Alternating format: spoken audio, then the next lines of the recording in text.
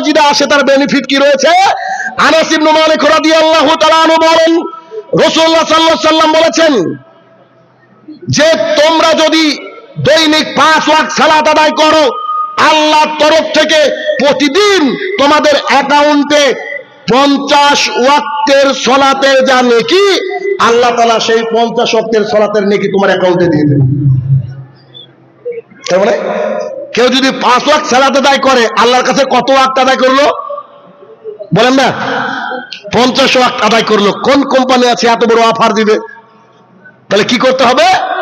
আমাদেরকে বুঝতে হবে সামাজিক অজ্ঞতা। বলছিলাম যে এই যে বাপ বেটা সালাত আদায় করে না, বাড়ির স্ত্রীরা সালাত আদায় করে না, এটা হচ্ছে একটা সামাজিক অজ্ঞতা। এইটাকে কন্ট্রোল করার জন্য আপনার ইমাম সাহেবকে একেবারে সিদ্ধহস্ত হতে হবে। ঠিক যেমন করে আমরা আমাদের সমাজকে পরিচালনা করার চেষ্টা করি ওই জলঙ্গির বুকে, সেটা কি আমি আমার মসজিদে বলে দিয়েছি,